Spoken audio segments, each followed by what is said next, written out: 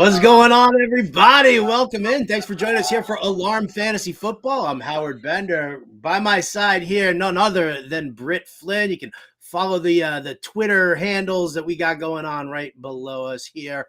And we appreciate you guys tuning in. Happy 4th of July, everybody. And Britt, happy 4th of July to you. How is it, aside from the fact that you and I are a bunch of working stiffs here on a holiday? It's good. It's fantasy football. I'm doing what I love. I'm talking football. I'm hanging out with friends, and except for the fact that the hot dog contest got canceled. I mean, that's one of my favorite parts. Other than that, it's been really good. You want to lie on the therapist couch here for a moment here and take a few and I mean, it's a safety issue, obviously, with the lightning storm going on. So No, it is. I just was really looking forward to the fact that I got to bet on the hot dog contest because it's the first 4th of July that betting has been legal in Arkansas. And my degenerate self really wanted to bet on the hot dog eating contest. Why? I got to know what your bet was. What was your bet? It was plus 200 odds for the world record to be broken, which was 73 hot dogs. And when was the 73 hot dogs? When was that wonderful display of gluttony set? It was last 4th of July by Joey Chestnut. Oh, all right. So he's just wolfing them down and so all right. So I guess what, at plus 200, that's not terrible. No, it's not like I'm putting the mortgage down on it, but I just wanted to get a little skin in the game, make it interesting. Yeah. What can I say? I'm a degenerate. So did they cancel it? Did they postpone it? What's going on? Like, will your bet still be active if they do it tomorrow? What I saw just before showtime was that they had actually canceled it. So I'm not sure if they're going to try to do it tomorrow. I don't imagine that they will be, since, people will be back at work, and that's the whole fun, is having everybody at Coney Island. But yeah, it's kind of a bummer. I'm so sorry, Britt. I don't mean to ruin your 4th of July here. I'm sure you've got other plans after this, don't you? Or I don't even know. It's the afternoon. Have you already been celebrating earlier on in the day? Do you have nighttime plans? What are some of your favorite things about the 4th of July? So I'm pretty much a firebug. Anything that I can set on fire, I will do. But that's typically frowned upon. It can get you an arson charge. So on the 4th of July, any chance that I can get to light stuff on fire, I take advantage of it. So after the show, the husband and I are going to go run down to the fireworks stand by the house, grab some firecrackers just so I can light some stuff on fire. Wow. Wow.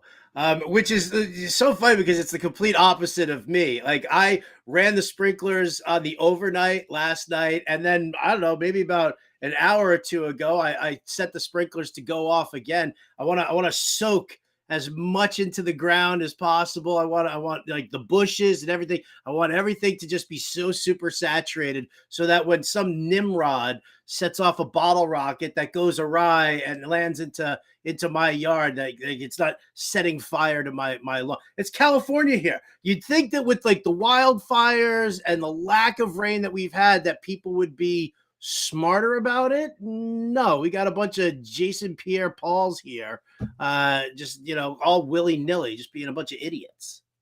Yeah, it was like that for me growing up as a kid, because we had all the cow pastures and the aside from the cattle, you had the land on top of it. So in dry Arkansas summers, you definitely did not want to catch the pasture on fire. But up here, with the sprinklers and more of a neighborhood environment, we can shoot off a few here and there. What about you? What's one of your favorite things about the 4th besides sprinklers? Just saturating the land. You know what? I mean, listen, for me, bottom line, it's all about the grilled meats, and it's all about holding my dogs when the fireworks start, because I've got 2 out of my 3 dogs do not like fireworks. We had so our first dog, Mango, who's passed now, she would bark at every firework, which was crazy. Then there was Julius, who, with every firework happened, he continuously tried to go deeper and deeper into the closet or the bathroom or the tub or whatever to like sit and hide. That was our 140-pound wolf dog. So Oh, two of the dogs that we have here both knew Mango. Well, Tweezer knew Mango and Julius, and so Tweezer just growls underneath, her breath like Mango would do. Blaze doesn't want any part of it, and Jabu is like, I don't even know what this is. So like I'm just confused. yeah, it's crazy, it's chaotic, and then I also have to, listen to my lovely, I love you so much, Deborah, but chirp, chirp, chirp, chirp in my ear every time a firework goes up. God, don't these kids know? Don't they know? I'm like, easy, Karen, take a seat and relax. But listen, we're not here to just talk about fireworks and 4th of July. I mean, listen, you guys are here tuned in. It's Alarm Fantasy Football. Throw your comments into the chat room right over there. You can find us on, listen, we should be all over social media, Twitter, Facebook. You can find us on the Fantasy Alarm YouTube page. You can find us on the Better Sports Network fantasy page, YouTube page. You can probably also find us on the Better Sports Network app. So bunch of ways to get in on here. You got comment rooms. We got them all consolidated here. Going to shout out to my man, Scott Frankel. What's up, Scott? Happy 4th to you as well. Appreciate you joining us. The Better Boss is in there, but he's been chirping in my ear all day since the Better Morning Show. So whatever. Let's get to some football. Let's talk about some football stuff here. One of the things I did want to kind of link the Better Morning Show that we did, and you guys, if you haven't tuned into that, 8 a.m. Eastern, Monday through Friday, it's me, it's Britt, it's Coop. Well, it wasn't Coop, it was the Better Boss today, and Corey Parson. And we debate some of the hot topics around sports as they, in the morning, and then you guys get to see video clips throughout the rest of the day. But one of the things that we did talk about was the Saquon Barkley situation. He doesn't want to sign his franchise tag. There's the talk about him holding out. I don't think either one of you or I thought that he was going to hold out on that Le'Veon Bell situation. But I guess the important thing here is what do the Giants do with Saquon? Do you just pay this guy? Yeah, I don't think you can pay him what he wants. I think he wants around 16 million, which is Christian McCaffrey money. And although Christian McCaffrey has been hurt a little bit more or a little bit less than Saquon, he's got a little bit higher ceiling, in my opinion. And the running back position just isn't as valued as it used to be. The two really need to just come to a little middle ground, just take a couple million in the grand scheme of things. Is a couple million really worth it? That's all going to be taken out in taxes anyway. Just sign the freaking extension. Just get it done. Just quit with the drama.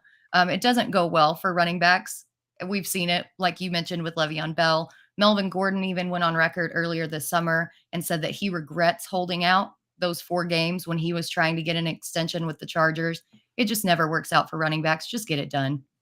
Just get it done. Yeah, that's the thing, is you don't want to handicap your team by overpaying him for that. But Barkley's a very integral part. And I'm sorry, but if he doesn't sign his franchise tag and holds out, what are they going to do? Bring in Leonard Fournette on a 1-year deal? That's no fun. No fun at all. Other stories around the news in NFL. You've got some stuff in here. Why don't you take the reins and talk to me here? What do we got? Yeah, so we all saw the Super Bowl. We all saw the players slipping and sliding all over the place due to the poor field conditions. But now the NFL is blaming the players themselves for the slippery field conditions, despite the fact that the Eagles changed their cleats midway through the Super Bowl. It was so slippery that it was kind of an injury risk and a little bit dangerous. It caused some very poor play to happen, which we definitely don't want to see in the Super Bowl. And I think that after all of the talk of players saying that turf is bad to play on, that it causes more injuries, that the NFL just wanted to be like, well, grass is bad too. We're going to keep turf. So it just seems really bad for both sides. I don't like the look, just the optics of this entire situation. And I don't think that they properly upkept the field. The guy who worked on the sod said that it, quote, smelled rotten, which is never good, especially with grass and especially for the premier game of the season with the league. So it's just a bad look overall for the entire NFL. Well, isn't the NFL all about bad looks? I mean, we could talk about their gambling policy and what kind of annoyance that is. Now it's who's responsible for the field. I mean, listen, teams are responsible for the field. They're responsible for the stadium upkeep 100%. The league, I mean, I'm sure that there are, contracts associated with the NFL for groundskeeping and stuff like that. So, listen, who's we can point fingers all we want. Just get it done. Fix the field. Yeah, exactly. And that's the thing, the finger pointing, the just refusal to take accountability. That's what is the bad look for me. I've also got in here just a little interesting nugget that Andy Dalton still views himself as a starter in the league. And I understand that Bryce Young is a rookie and that it may take him a little bit of time to learn the system, but really, is there a legitimate chance that he's going to start week 1 over the number 1 overall pick? Like, I mean, are we this slow in the offseason that we're making this a story?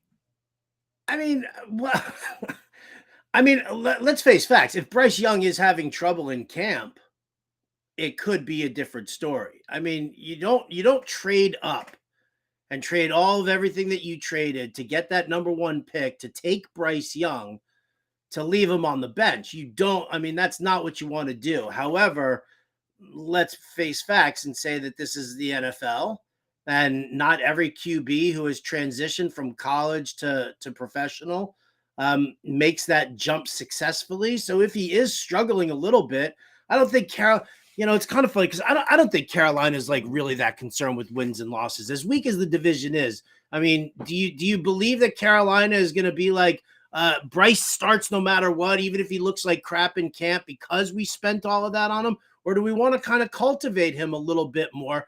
Panthers aren't going anywhere. Yeah, I think that you would want to cultivate him because you do have a very high investment in him. And not to harp on this again, but his build, his stature, his durability have all been concerns. Do you want him to go out there and risk getting hurt just because he can't read a defense that's coming at him? So we're just going to have to see during training camp. But I think it's a little funny that Andy Dalton has just been that outspoken about it. Have you taken Bryce Young in as like, I don't know, if you're doing any super flex drafts or super flex mocks or anything like that? Have you taken Bryce Young at all in the late rounds? I tend to lean more CJ Stroud than Bryce Young. I haven't really looked at him, and part of it is just because of where I've been drafting. I think I would have taken Bryce Young had he not been there or had he been there, but the hype around him, he's gone before Stroud is. So it's just kind of been an issue of ADP and where he's fallen. Bryce. I mean, listen, I'm not gonna the red rifle, the red rocket, whatever you want to call him. I always, when I was growing up, red rocket was, when the dog got a little too excited, right? That was the red rocket. And then I think like they were calling Andy Dalton that, and he was like, no, it's the rifle. Is it Yeah. though? Is I it? mean, the sound of the rifle is a lot better than the red rocket because I'm I'm in your same camp, Howard. That was the connotation around that phrase Well, growing up. isn't the sound of the red rifle, the red rocket, more like a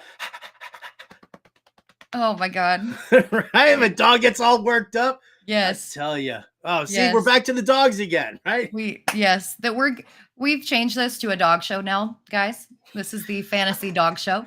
What are the odds on the Westminster Kennel Club show? What are the odds for best in show? We should do a show like that. We should. We should do a there show there like is a that. new breed. They're allowing mutts in the Westminster Kennel Club for the first time ever. They are called an American breed. Wow. Yeah. Fun factoid of the day. Man, I'll tell you, I had mutts that would have been absolutely perfect for that. Oh well. Damn. All right. What we're doing here for this show, and the Alarm Fantasy Football show that we've got going on every single day this week. So don't miss out on any of that. We're talking a lot about the NFL draft guide over at fantasyalarm.com, which you can get just by going to fantasyalarm.com/draft guide. You can either buy it on its own for $26.99. That comes with all of the rankings and all of the articles. It comes with the cheat sheet, everything that you could possibly need or want in a draft guide. We've got that for you. You can get that and the cheat sheet for free as part of the All Pro subscription. All right. So you can go over to fantasyalarm.com/draft guide. You'll see like the 7-day trial, and you'll see, you can put in the promo code Howard, and that'll get you 50% off. But today and today only, Britt, tell us about this flash sale we've got going on. Yeah. So, in addition to our monthly package offerings, we also offer an annual package that's typically 40% off of what you would pay the monthly price.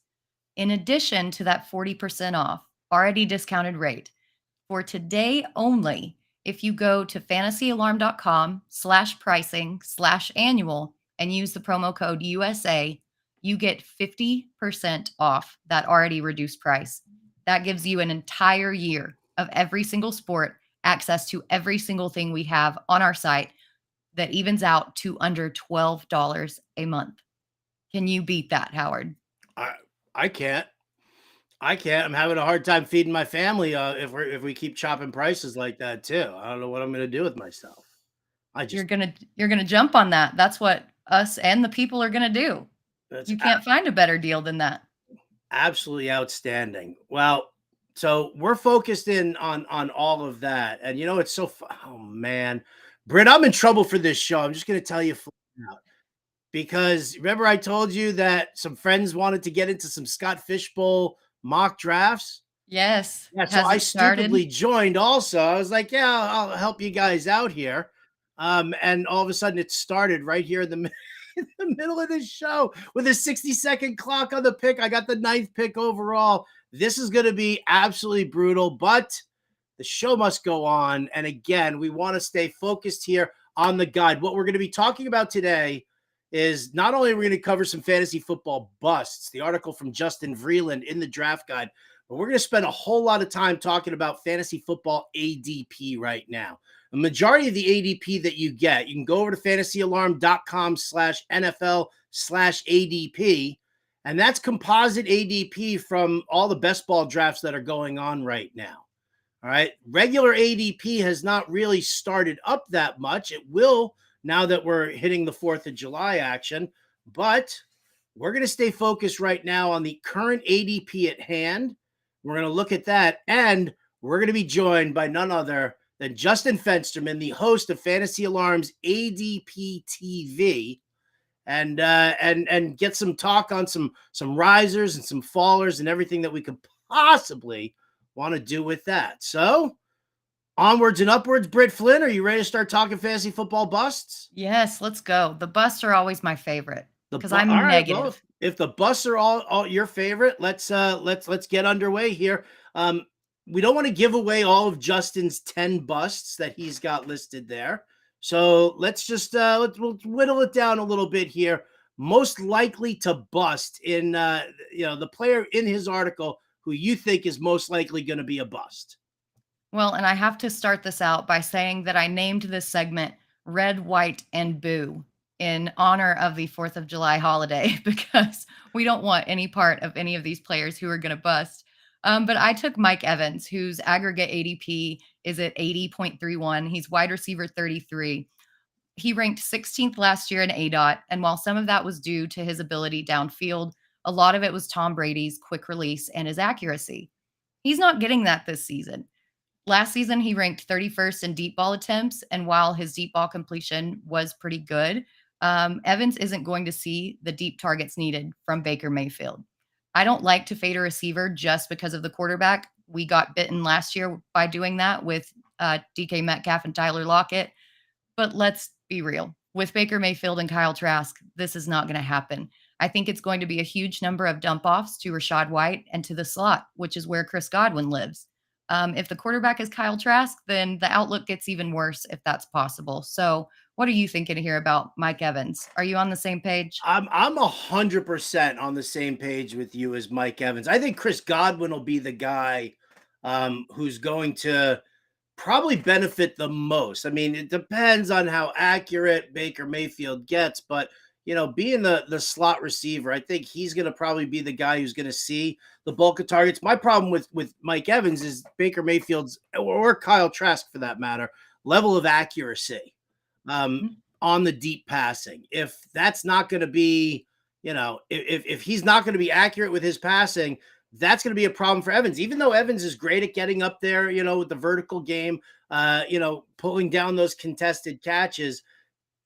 If Baker is just kind of chucking it up there, it's going to be a problem. So I agree with you. I think Mike Evans is the lead guy. I will throw an honorable mention, if I may. I'll give you Absolutely. an honorable mention, and that's DeAndre Swift.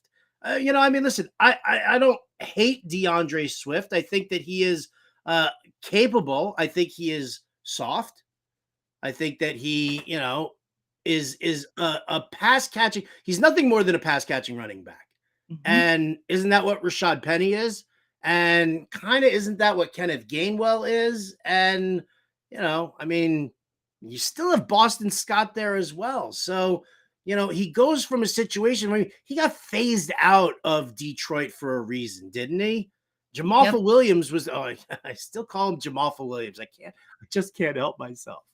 Um, he's just, to me, DeAndre Swift is a talented player, but he's just he's just not in the right spot for himself here, especially because does Jalen Hurts like to dump it off to the running backs? He does No, not.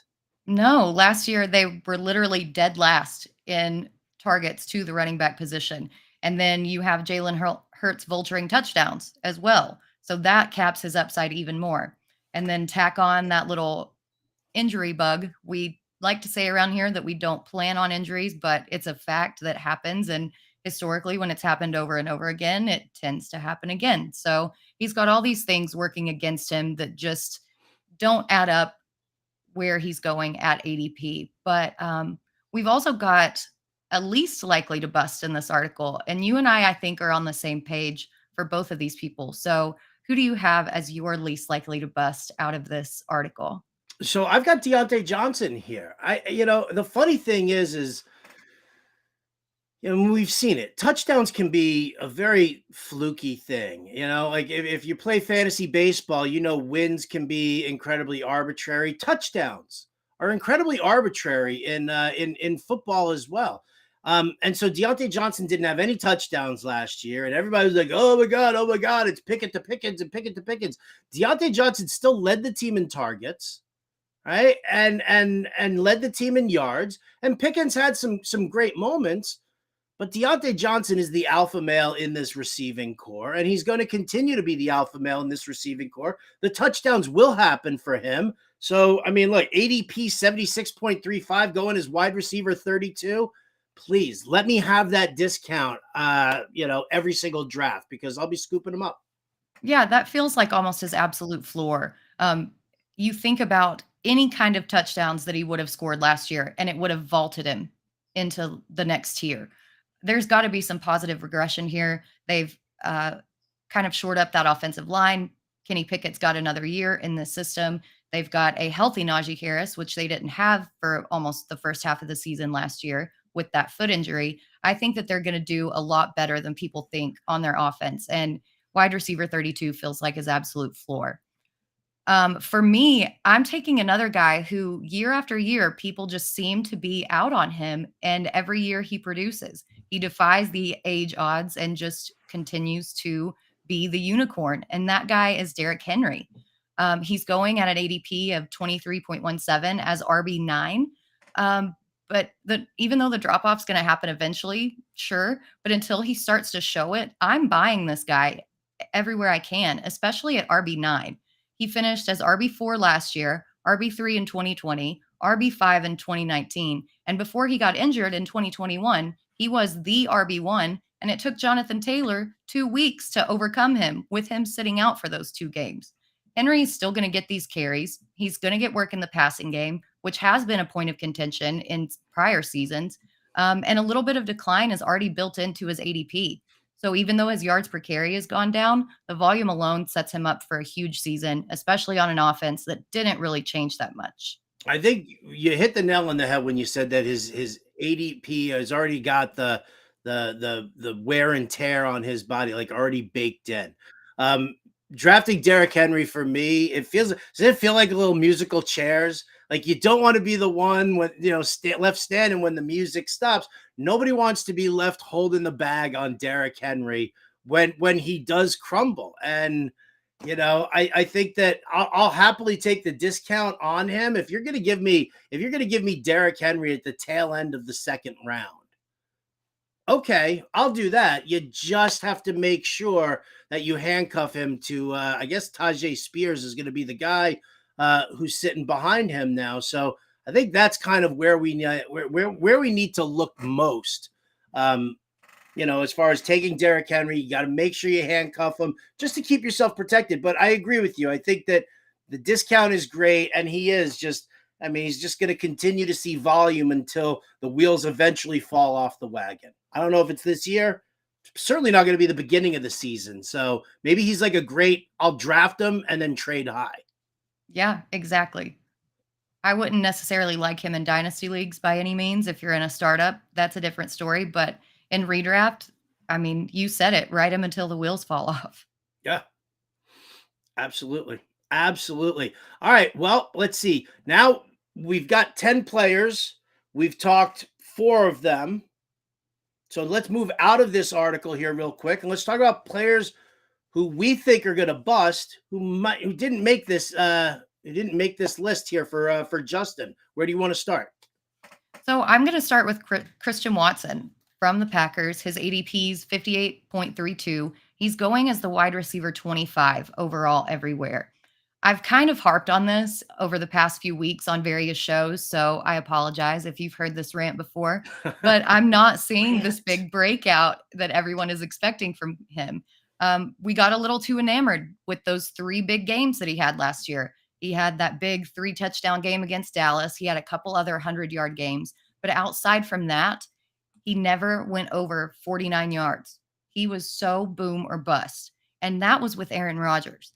Now you have Jordan Love, who we're very unsure of. We don't know what he's going to look like in this system. We don't know if LaFleur is just going to run the ball into the next century. We don't know. If you look at Jordan Love's college stats, his ADOT was pretty low.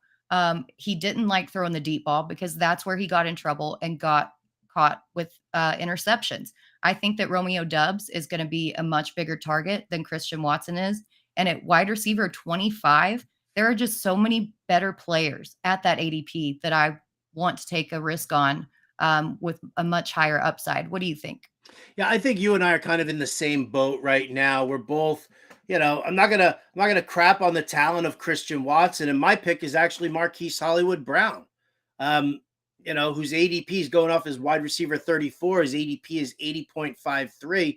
A lot of people are grabbing him because he's the lead wide receiver for Arizona, but just like Christian Watson, it's like, do we trust the guy who's throwing him the ball? I don't know what we've got going on with Kyler Murray, and then you've got Colt McCoy, and I don't even who's that third string guy that just got drafted? What was his name? Oh gosh, it's the name's escaping me right now. Yeah, it's me too. I'm gonna find sixth round rookie. Yeah, it's Clayton Tune. Clayton Tune, yes. Who knows?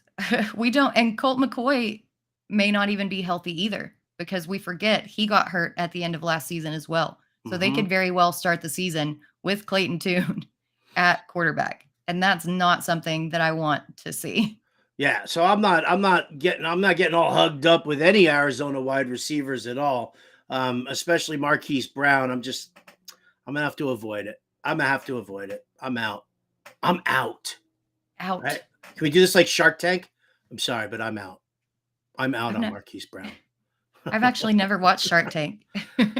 You've never seen an episode of Shark Tank? No, I haven't. On now. I know. Britt. I know. I'm really? A disappointment. Yeah. Never? No. Never. Okay. Not never. Right. Ernie, shout out to our producer behind the glass. Ernie just typed in our private chat, shun. I tend to get that a lot because I don't watch a lot of TV and or movies. So yeah. And while we're at it, I don't know how to ride a bike. So, shun me again. Wait, what? What? Yep. I grew up on a farm. What was I going to do? Learn to ride a bicycle in a field? Who doesn't No. ride a bike down the lane? You see it in all of these movies about the countryside. Yep. No, not me. Seriously? Yep. Never learned to ride a bike either. So Oh my just do a double God. shun. The Can, most can, un-American thing ever on the most American holiday. can Sellers ride a bike? Oh yeah. Yeah. Has Of he tried course. to teach you how to ride a bike? No. Do I think he you have knows no better. desire to ride a bike? I'm so clumsy. Like legitimately so clumsy. And now in my old age, I think that I would break a hip when I crash, not if I crash, but when I crash. So yeah, I just avoid it. Wow. Wow. That is fantastic. That is not something that I knew at all. So wow. All right. Let's move along here. I'm getting hit with all of these things here. Before we continue here, I just want to give a shout out to our good friends over at rtsports.com. Folks, if you have if you like props, if you like pick'em contests, RT Sports is definitely the where you want to be hanging out and living. Now, they're going to have it for NFL, so rushing yards, receiving yards, pass, like all of that stuff going to be available to you. But start now because they're doing it for, baseball, golf, any sports that are going on right now.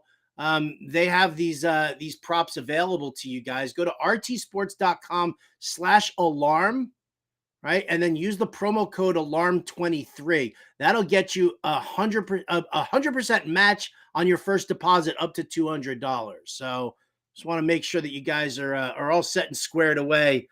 Check out social media videos all over the place and keep watching the Better Sports Network because we're helping you guys with those prop picks throughout the way. So again, rtsports.com/alarm, promo code alarm23 gets you that match on that first deposit up to $200. Britt, let's talk so those are the busts. And you guys can go and check out Justin Vreeland's article over at fantasyalarm.com and get that draft guide. What you want to do now, what we're going to do now, we're going to start focusing on ADP. So if you're actually watching along on your computer or your tablet, you can also open up another window and go to fantasyalarm.com/NFL/ADP and kind of follow along with me and Britt here. But before we start diving into like actual numbers, Britt, let's talk about ADP value picks. And that is, the question that you actually posed to me. What are you looking for with a value pick? Like specifically, what are you looking for? So I want to see the points that this player can provide versus the points provided by other players at a similar ADP. You can also look for players you think are going to break out, which is also another article that we have over in the draft guide, especially for wide receivers like Deebo Samuel and Cooper Kupp in 2021. You had Christian Kirk and Josh Jacobs in 2022, etc. So what I do is look at the ceiling versus the floor that this player offers, and then compare that with everyone else in the same ADP where you're drafting them at. What do you look for? It's kind of funny what I actually look for in a value pick. For me, and I kind of do this. I do this with my betting a lot. Also, I'm a contrarian bettor. Like when the public's all going in one way, I love going in the opposite direction. So what do I look for in a value pick? I look for any player that the general public is completely down on for no legitimate reason. Like anytime you're getting a discount on a player because the public perception and the group think is off for whatever reason it is, to me, that's a value pick. Last year, Miles Sanders and Josh Jacobs. I had both of them penciled in as fantastic value picks because everybody was so down on them. Miles Sanders didn't score any touchdowns the year before. And so, hi, Deontay Johnson. But Miles Sanders was in that situation. And look at what he did last year. You take a look at Josh Jacobs. The team didn't pick up his fifth-year option. I'm like, well, they didn't pick up his fifth-year option. They're going to run him into the ground right now and just give him, as many carries as they can possibly give him. And so that's kind of exactly what happened there with Josh Jacobs. So I found that, completely interesting. The year before, Jamar Chase, couldn't catch a football because it didn't have white stripes on it. The year before that, it was Justin Jefferson, and he wasn't any good because nobody was drafting him, and he wasn't going to be involved in the scheme heavily. So once the public is down on a guy, I immediately add him to my watch list because I think that's kind of where you kind of want to live. I think so too. And I'm very guilty of buying into that Josh Jacobs groupthink mentality because I saw him start the Hall of Fame game in preseason and I was like, oh, nope, that's it. He's done. He's starting a preseason game. And then he comes out here and has the best season of his entire career. So I'm guilty of that. This is one of the things that I will fully admit. And I'm gonna take more of your advice and be a little more contrarian. But as we move on, there are several players I think that will provide value at their ADP. And so we broke this down a little bit by position. We just each brought in one for each skill position. So for quarterback, Howard, who do you think is going to provide value at their ADP going into the 2023 season? Before I answer this question, do you see what's going on in our chat room right now? They're having just a full-on conversation. Right, Franklin and Sellers are both hanging in there right now. They're chatting up the world here. It's Which great. is They've commandeered the chat. absolutely hysterical. But I don't want to ignore what's going on in the chat because T-Man actually had a pretty nice comment. NFL talent is NFL talent. Watson was an RC last year, and Rodgers ignored rookies and connected with veterans he trusted. Watson's going to be a top 10 this year. Which T-Man, I need to know who your favorite team is because if you're telling me that you're a Packers fan, I'm gonna have a hard time accepting this because I just don't know what's going on with Jordan Love. Yeah, and that's my thing too. Until I see at least some preseason or even some training camp, I don't really think that that is the way that the offense is going to operate. Aaron Rodgers went out there, he called his own shots, he called his own plays. The man did what he wanted. Like what he wanted to do. He didn't listen to LaFleur whatsoever. And so now we actually get to peel a few layers of the onion back and see what's actually going on in this offensive scheme. And we don't really know because Rodgers has been there just YOLOing it for years and years and years. Aaron Rodgers has been YOLOing it. Want to give a shout out to Angie Hatfield, who's hanging out in the chat room right now. She commenting on the double shun. Maybe that's because neither one of us said hello to her. Sorry, Angie. And shout out to Joanna, who said the NFL is just gaslighting us. Why are they so cheap? Wouldn't you want to take care of your cash cow, i.e. the players? Well, isn't that the biggest issue right now with the way NFL players are treated by the league? They're treated like cattle. I mean, I don't mean to kind of make that comparison, but you've got your absolute superstars who everybody loves, and you've got your big names out there, but then every other player out there is just to the NFL, in my opinion, to the front office in the NFL, it's just a matter of whatever. We're gonna get 20 guys just like you coming into the league next year. Yep. And we're seeing it with running backs right now at this moment. We've got guys under 30 who are still not exactly in their prime, but still very much able to produce in an offense who are just sitting out there in free agency and nobody wants them. Nobody wants to pay them. Nobody wants to value them for what they're doing and at a position that not a lot of people are going to be playing in the future if this pattern continues. Why would you play running back when you can switch to another position, even on the defense, that gets paid significantly more? So I think that's kind of a big problem, and the NFLPA needs to address it. Definitely needs to address it. All right, I just want to say hi to everybody. Let you guys know that we're not ignoring you here. Oh, T-Man's a Patriots fan. Well, T-Man, I'm a Jets fan. So right off the bat, we're not going to get along. We're not there you go. We'll let T-Man also says, excuse me, Kenny Pickett undervalued. All right. Yeah. Well, I could see that. Maybe it's because he's got these little tiny baby hands. Little beanie baby hands. When he throws all those touchdowns to Deontay Johnson, they'll show you. It's gonna be so good. It's gonna be so good. All right, let's get back to your original question here. Players we think will provide value at their ADP, and we're starting with the quarterbacks. And I'll say this: I think it's actually to me it's absolutely hysterical. Um, I'm going to go with Tua Tagovailoa. Like I get it, Tonga. He's I'm not going to say problematic, but with the concussions, I get that there's the concern. If this guy stays healthy, and I think that Miami is going to do anything and everything they can to ensure that he stays healthy. If this guy stays healthy, he has got two of the biggest playmaking wide receivers. He's likely to get Dalvin Cook in there. He's got some pass catching running backs, available to him.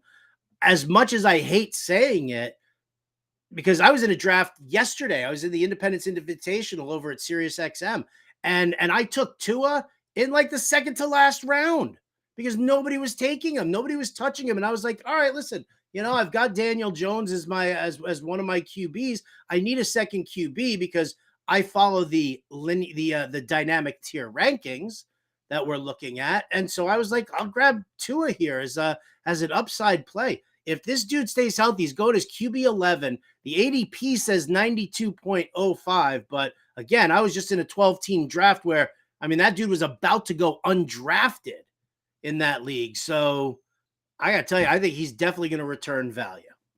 That's so crazy to me. And we scoffed at Tyreek Hill with him saying that Tua was the most accurate quarterback that he's ever played with. And we're like, oh, yeah, right. You came from Mahomes in Kansas City. If you look at the actual numbers, you look at yards per attempt, he ranked first. You look at air yards per attempt, he ranked third. You look at his deep ball completion percentage, he ranked first. You look at his red zone accuracy rating, he ranked second. The numbers on this guy tell the whole story. This guy is good. And the only reason that people are afraid of him is because he has dealt with concussion issues.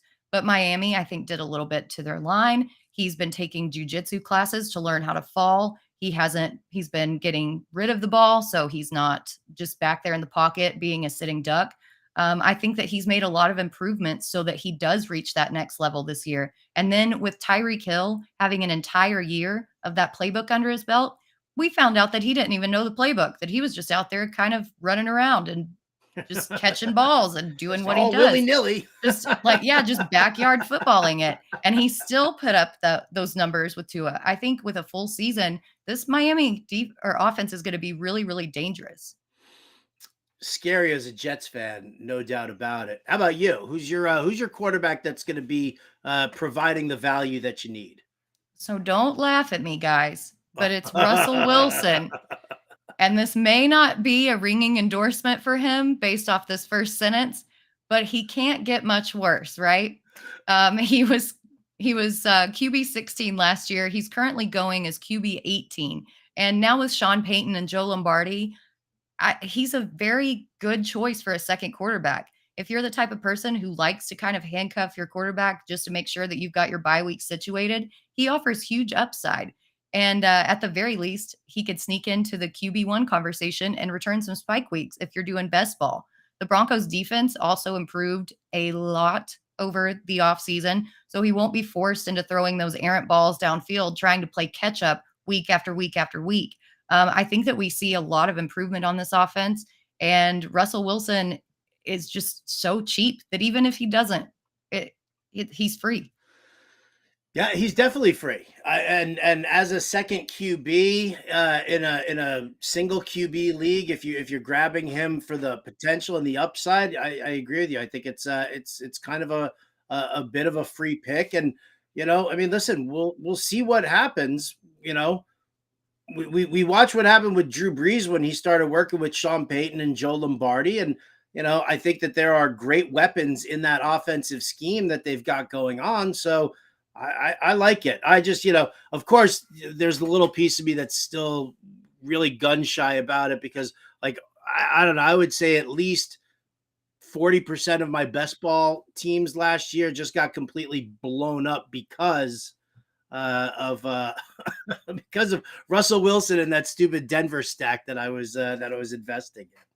Yep, I was so overexposed because I just knew that this was going to be such a great situation for all involved. And then Javonte went down. It wasn't exactly looking good before that, but after that, it just all went in the toilet. It's just boom, Yes. way down. All right, let's go to running backs. Who do you have as far as a running back who you think is going to provide value at their current ADP? So I don't get the hate on Antonio Gibson. He's currently going as the RB33 at an ADP of 99.65. And over the past 3 years, he's finished as RB13, RB10, and even last year, which was a down year for him, he finished at RB28, which returns value on his current ADP. This year, Washington brought in Eric Bieniemy from the Kansas City Chiefs, and we all saw what he did with Jerick McKinnon and checking that ball down. We've also seen that targets, whoever did this math, God bless you, targets are worth 2.53 times more than a carry in PPR leagues and 1.9 times more valuable in half PPR leagues. And if they're going to pepper Gibson with targets like all the people are saying in the offseason, then his value is going to skyrocket. He ranked ninth in yards per routes run last season. And as long as that's his role, I don't care if he has a single rushing attempt. If that is his role as a pass catching back, he's going to crush his ADP.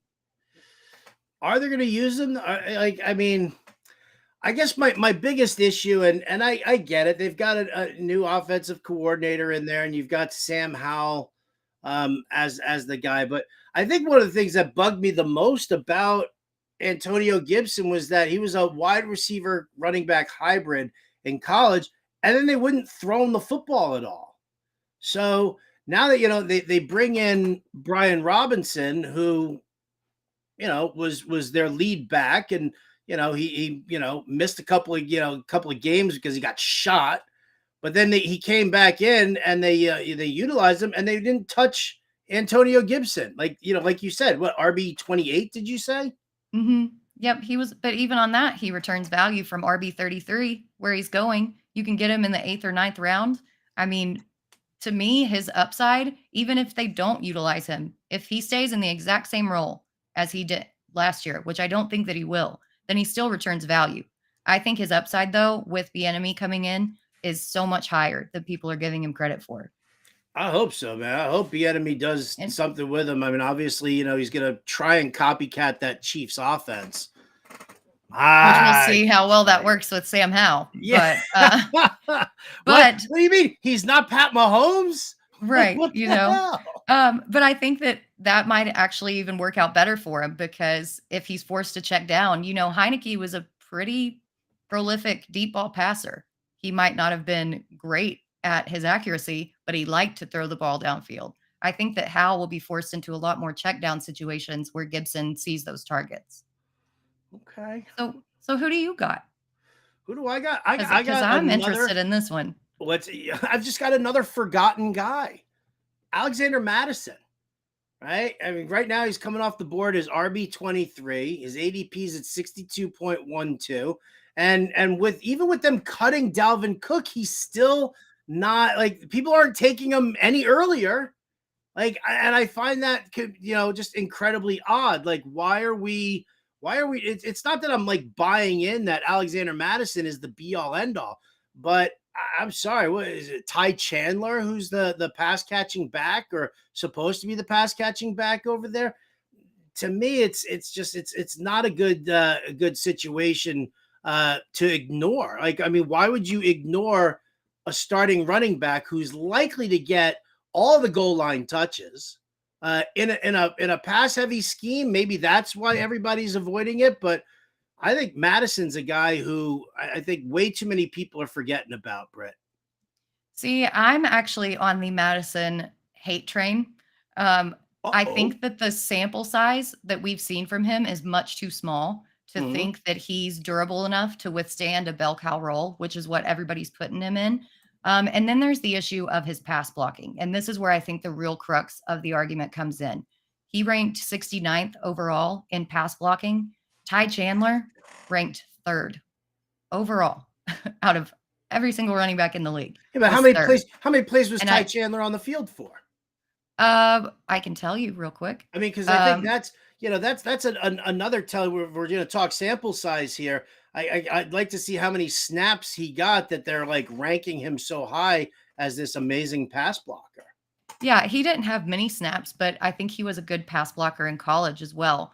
Um, and then you look at Dwayne McBride coming in as well. I can really see this going to a running back by committee. And if Madison can't hold up to that, I just don't see a lot of upside for him there. It's not that I was wrong, I guess, when I said that I was on his hate train, but I just don't see a lot of upside for him. You And could be that's on his hate why, trade. well, I just phrased that wrong. We don't hate players, we hate ADP. And that's what I meant with that. And that's why this training camp battle is so important, and why the training camp battle article that I'm putting out tomorrow is going to be so chock full of information when you're trying to make these decisions in your early drafts. Ooh, Um, when's that going to yeah, drop? When, in the it's gonna. morning? Are I you think work? so. Yeah, Nice. it's. I would say it's got about 5 more minutes in cake language. 5 more minutes in the oven, and it's done. I didn't realize you were such a strong baker. I love that. You know. All right, let's talk wide receivers now. So, you know what? And I'll just go first because I'm gonna be that son of a bitch who's gonna go first. That's because I love talking about Christian Kirk. Wide receiver 28, he's coming off the board at ADP is 65.67. At no, Scott Frankel, there will not be cake. I like the way you're thinking, though, but there won't be cake. I think everybody is so in on Calvin Ridley, and I love Calvin Ridley. I really do. But are we really going to just shun the work that Christian Kirk did last year? Are we going to ignore the fact that Trevor Lawrence loves slot receivers, and that Christian Kirk, who took so many snaps out of the slot, is likely to stay in that position with, in three receiver sets, he's going to work out of the slot. He'll be on the outside in two receiver sets with Calvin Ridley. But everybody's so like Ridley. The dude hasn't played a snap in 2 years. Right? I mean, last year he was suspended because of gambling. The year before that, he pulled himself out because of a mental health situation. And so he hasn't played in 2 years, but yet everybody's drafting him like he's a wide receiver one. As much as I love the Jaguars and as much as I love their system, I love what they've done. The growth for Trevor Lawrence has been beautiful. His work with Doug Peterson in this offensive scheme has been brilliant. But why are we ignoring Christian Kirk, who's got that experience side by side with Trevor Lawrence, in favor of Calvin Ridley, who has not played in 2 years? So you keep leaving me Christian Kirk, I'm going to be a happy camper. Yeah, and let's say that Ridley lives up to all the expectations that everybody's putting on him.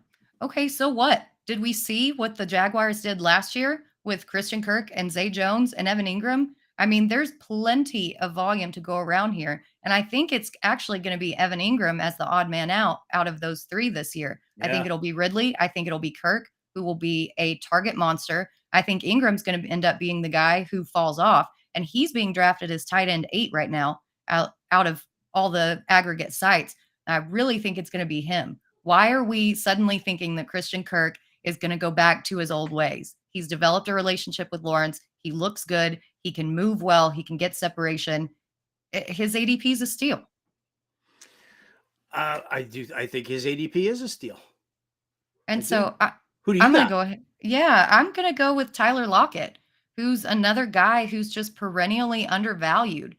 I get that they brought in Jackson Smith and Jigba, but Lockett was wide receiver 13 last year, wide receiver 16 the year before, and then wide receiver 8. And yet he's still going as wide receiver 30.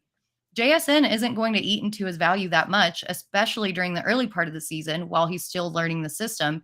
And I really honestly wouldn't be surprised if Lockett held on to that wide receiver 2 spot in the depth chart until even next year. He's still able to get separation. That kind of makes him the yin to DK Metcalf's yang. While DK Metcalf can go up and grab those 50-50 balls, Lockett can just split from the defensive back who's guarding him, and Geno can have his pick of where he wants to throw that ball. He's one of the best receivers in the league against man coverage, and it's going to take JSN a while to develop. So Lockett's a screaming value for me at wide receiver 30. I've honestly taken him in so many best balls. I'm probably kind of overweight on him. But what do you think about Lockett? I think you're right on point here with Lockett because, again, you draft Jackson Smith and the Jigba. Okay, you're going to want to integrate him at some point. but you still have Lockett and Metcalf there. And I think is this a contract year for Lockett too? I think that you're right. I think it might be. So, when you're dealing with that kind of situation here, I mean, why are fine. If you're in a dynasty league and you want to take Jackson Smith-Njigba over Tyler Lockett, go ahead. Do it. Kid's going to have an amazing career in the NFL, especially once the Seahawks find themselves a better throwing quarterback than Geno Smith. Yeah, I said it. But that's dynasty. I'm talking about redraft right now, and Tyler Lockett is what's now. Maybe they trade him midway through the season, and that opens things up for Jackson Smith-Njigba, at all.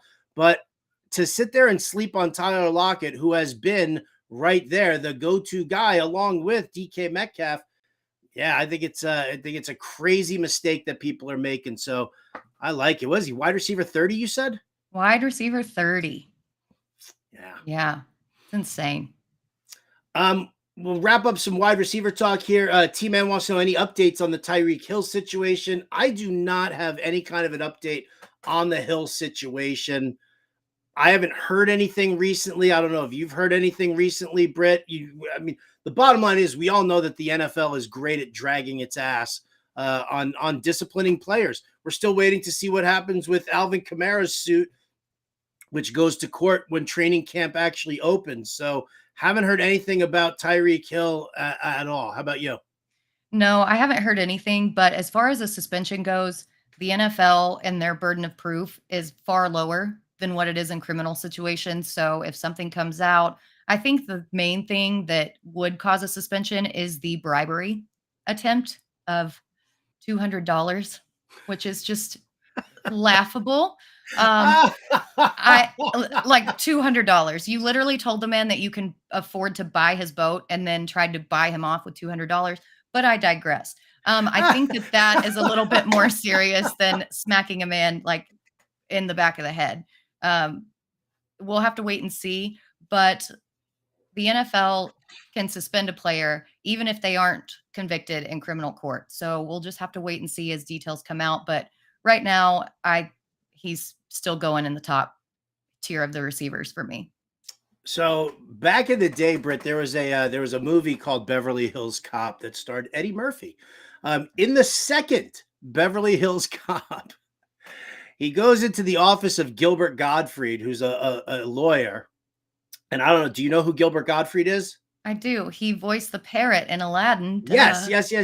So Eddie Murphy goes in, and he's talking about like parking tickets or something like that. And Gilbert Gottfried does this whole bit of like, well, let's just say you've got these parking tickets in one hand here, and in the other hand you got I don't know, $200 maybe. And he starts doing this whole thing about I got $200 in one hand and parking tickets. I don't even remember what's in this hand because I got $200 here. So at least I hope Tyreek Hill was doing like his Gilbert Gottfried, may he rest in peace, impression when trying to bribe the boat owner.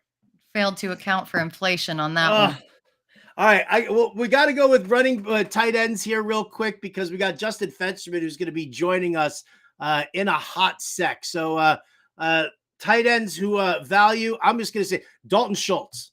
Tight end 12, ADP 124.43. We all know that young quarterbacks tend to lean on their tight ends. They brought in Dalton Schultz to be that red zone target, to be that first down marker for CJ Stroud. So I think Dalton Schultz is going to produce probably more like tight end 5 or 6 than he is tight end 12. Yeah, I can definitely see that. He's one of the most experienced guys on this team, aside from Robert Woods. Other than that, you've got a bunch of young guys with a young quarterback. And what do young quarterbacks do? They tend to gravitate towards the vets. For mine, I'm going Mike Gesicki. I'm going a really deep cut here. He's currently going as tight end 21 at an ADP of 170. So you can grab him in the very last rounds of your draft. But Bill Belichick called him a receiver, not a tight end. And I think he's going to properly use him as one. Then you look at what Bill O'Brien has done in the past with tight ends. Mac Jones has apparently already developed a connection with Gesicki from the get-go. And if you look at their wide receiver room, really, who else are you going to throw it to? So I think he can sneak back into the top tight end conversation. And again, if you get him in the last round of your drafts and he doesn't do anything, just dump him. He's for free. I love that. And that's always great advice. When you make these last late round picks and stuff like that, if they don't work out and you need the roster spot, then it's an easy cut. So I love that. All right. That's some ADP talk right there. When we come back, we're going to bring in Justin Fensterman, who does all the narration for ADP TV. The video is live over at fantasyalarm.com right now. But before we bring in Fensty, well, we obviously need to straighten up the place a little bit here. But we also want to hear from our good friends at RT Sports.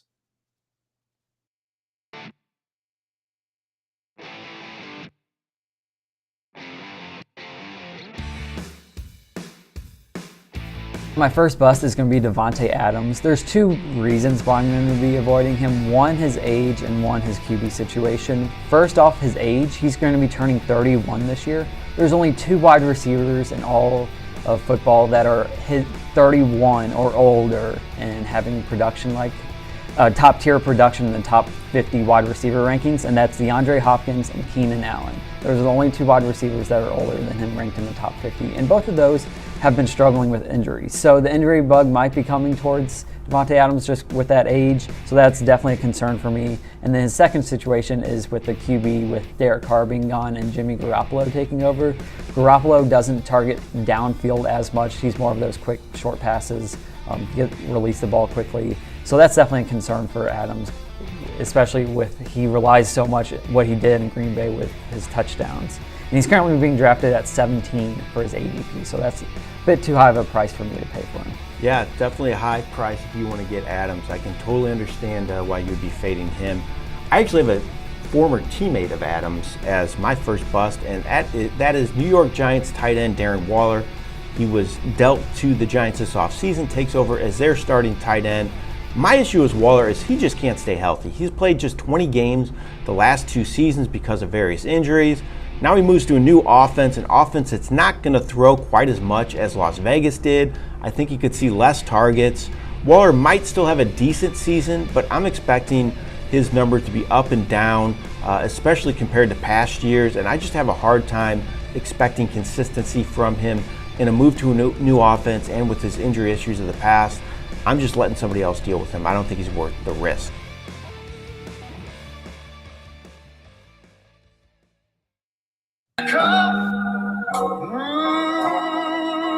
America,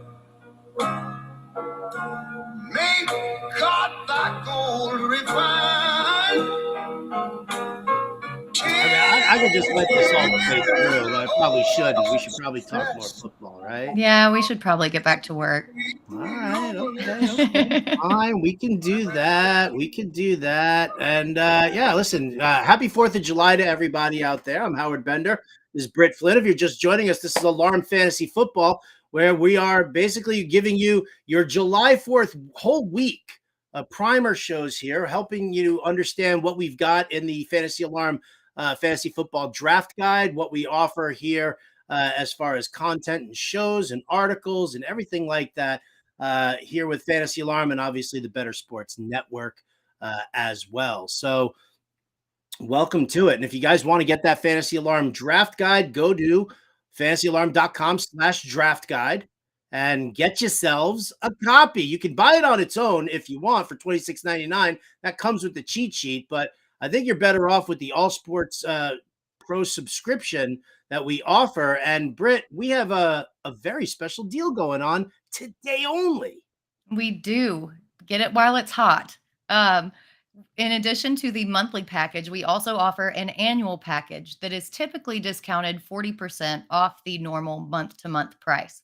But for today only, if you use promo code USA, you can get 50% off that already discounted price and have everything set for a full year. That's everything that we've got on our site, every single sport, every single lineup optimizer, every single part of the draft guide. I literally mean everything. So jump in and don't miss out on this deal. Don't miss out on it. I'm telling you, super, super special. Do it today while you can. And then again, just I don't know, play DFS with us all week and all weekend long. Play the RT Sports Pick'em contest. Get your picks from us right here on the shows on Better Sports Network. We're also going to be doing a bunch of stuff on the Fantasy Alarm show on SiriusXM as well. So it'll just all pay for itself. Speaking about paying for itself, the man who's got to buy his lunch on his own every single day because we don't let him eat in the Fantasy Alarm cafeteria. Ladies and gentlemen, give it up for Justin Fensterman. What's up, brother? Welcome in. What's going on? It's Fensty the Outsider here. How's everything going by you guys? How's everything?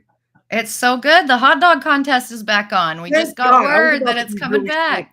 I was about to be really pissed about that. It's actually one of my favorite things, and I'm calling it a sporting event. It's one of my favorite sporting events of the year. Not as much for the contest, but the George Shea introductions to the competitors, like second to none. Just amazing.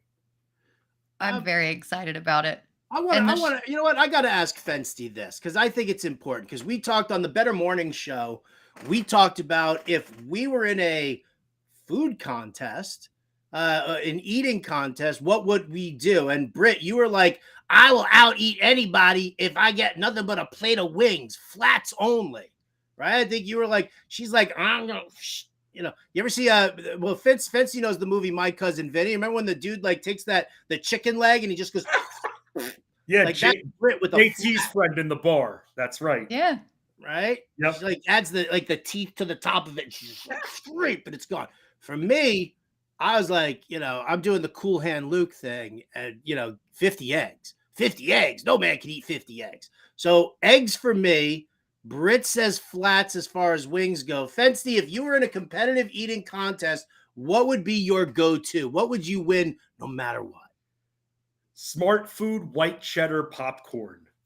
I'm obsessed with it. I love it. I believe the record is still held by Crazy Legs Conti, he's over 50 years old at this point, and I don't think he competes in the hot dog eating contest anymore. But I'm going to be that guy, like George Shea would say, he ate himself out of 6 feet of popcorn to make it to the contest, Crazy Legs Conti. I would be that guy. I love Smart Food white cheddar popcorn.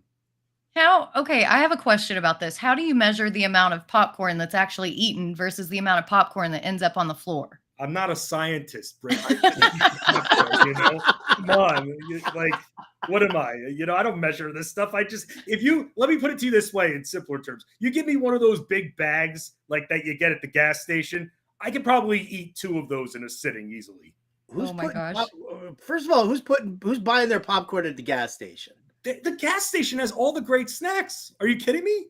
Come on. Second of all, doesn't like the excessive popcorn, doesn't that give you the win, something fierce? Of course it does. But, it's... And the eggs don't? But see, the difference is like when you're eating popcorn, there's so much air. Like that like it like opens it up. If you're just eating some scrambled eggs or something like that. Trust me, I feel like Violet Beauregard in Willy Wonka after she eats the gum and everything, the 3-course meal gum and the blueberry. Trust me, I feel like that, but I just love it. And I can't even have it in the house because they even have 100-calorie bags, and I'll eat about 3/4 of the entire container of the 100-calorie bags in one sitting. I'm obsessed with it. Aren't 100-calorie bags of popcorn considered single serving? Yeah, but that rules don't apply when you're obsessed with the food, I just keep going and going because it's not enough. It's never enough. I want to hear from everybody out there in the chat. If you had to like, what's your go-to food? If it was like, you got to win this contest, what's it going to be? I see Scott Frankel saying ice cream. I will gladly be in an ice cream eating contest with you. But Sellers is telling us to ask Britt about her pork rind obsession here. So I only get them on road trips, but they are essential. Something about the spice. You know what? I don't care. They are delicious. The spice and the crunch, it'll make your car smell like farts, but it's delicious. And it's enough to keep my ADD in check because my brain is processing the spice, it's processing the crunch, it's processing to make sure that I don't get one of those really, really crunchy ones that went in there too long. And then I'm driving at the same time, so I don't focus on me being tired. It's a perfect combination. of a road trip food. All right. Okay. Mr. Scampers is all in on the barbecue pork lo mein. I'm with you there, Mr. Scampers. 100%. T-Man says ribs.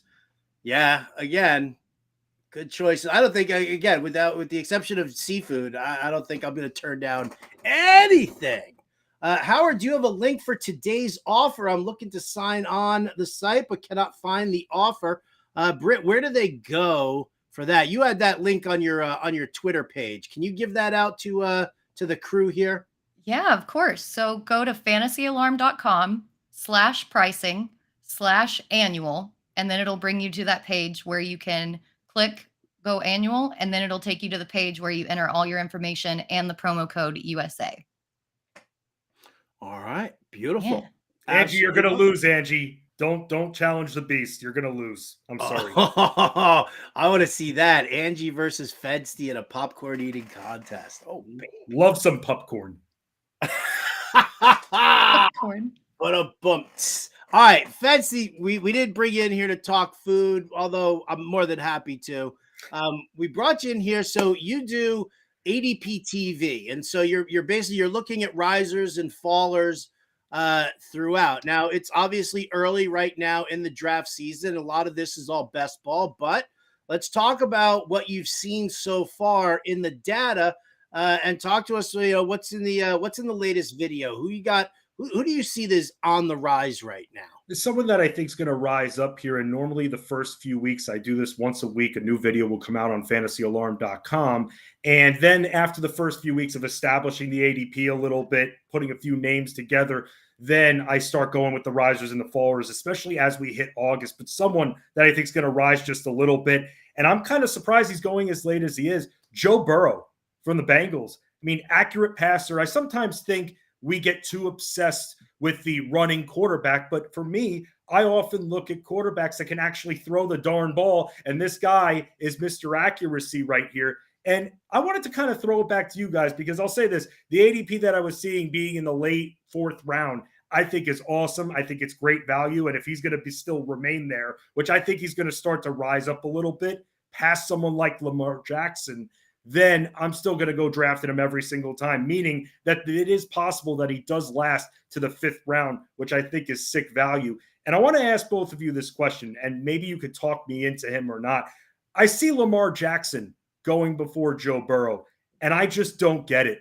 I look, we all know how athletic Lamar Jackson is. We know that he's got another weapon or two.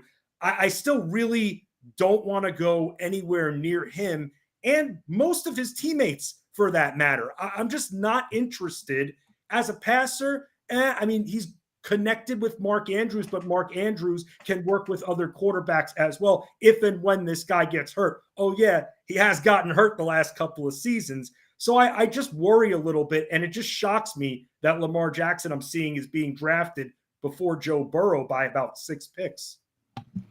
Yeah, he says that he wants to pass for 4,000 yards in this new Monken offense, and that's fine.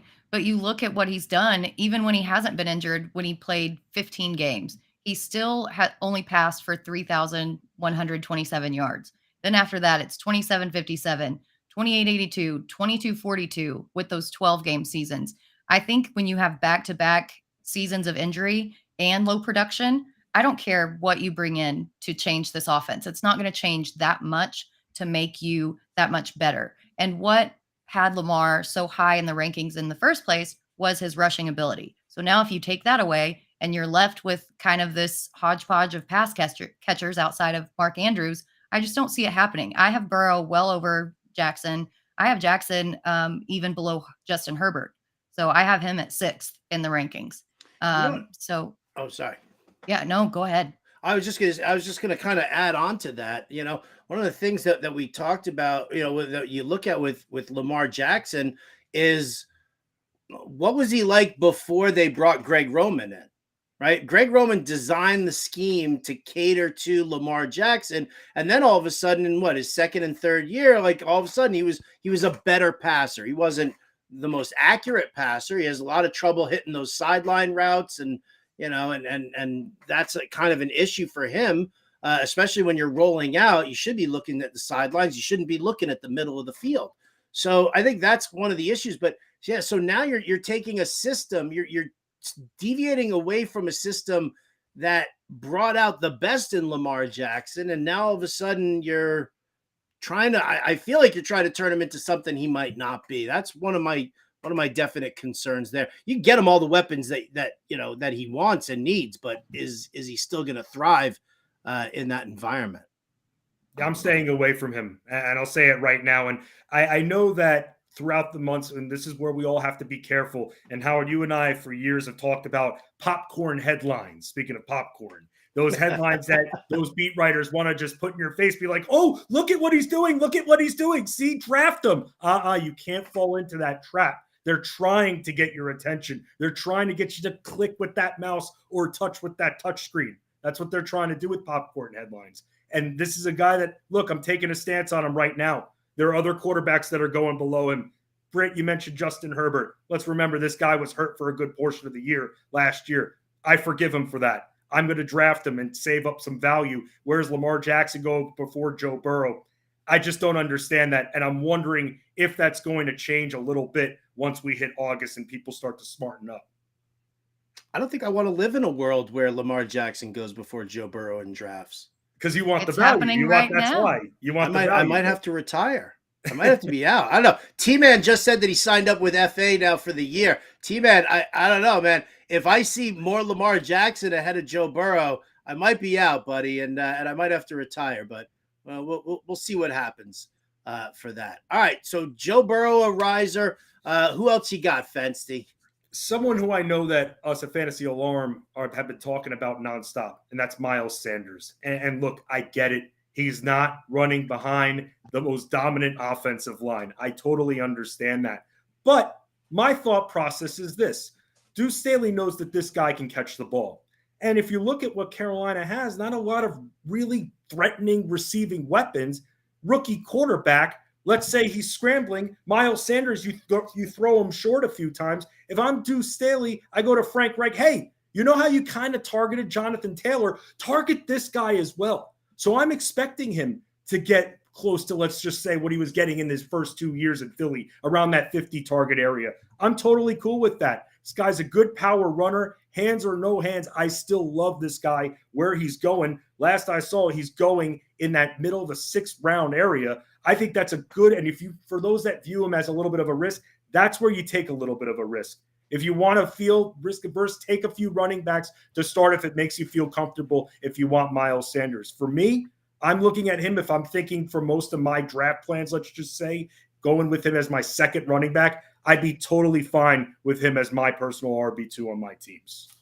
Yeah, I think I agree with you. And unlike the popcorn headlines that you were talking about earlier, we've actually seen hardcore, legit video of them talking, Scott Fitterer and Staley talking to Sanders saying, hey, remember when you caught those 50 passes? Let's do that again. I mean, if we have that on tape, that's likely going to happen. That's not just some smoke that's happening. And then you look at who's behind Sanders. You've got Chuba Hubbard, who did okay, but he still doesn't profile as really a 3-down back. And then Raheem Blackshear, who was a late round draft capital pick, who's probably nothing more than a backup his entire career anyway. So I really like where Sanders is going. The competition in the NFC South isn't exactly all that stout when it comes to their defenses. So they've got a pretty decently easy schedule. And I think with a rookie quarterback that he's going to check down a lot. We saw it even at Alabama when he was facing nobody teams. He still checked it down to Jahmyr Gibbs. So I think that's something that's built into his skill set and will continue to happen here in Carolina. And I think what we're being victimized here as well about is what I was talking about earlier, and that's groupthink. That's wrong. You know, like all of a sudden it's like Miles Sanders goes from the Eagles to the Panthers. So everybody's like, oh, well, the Panthers offensive line isn't as good as the Eagles. And so he's not going to get it. Not to mention the fact that you got a rookie quarterback. So we all know that they're going to stack the box and take away the run game.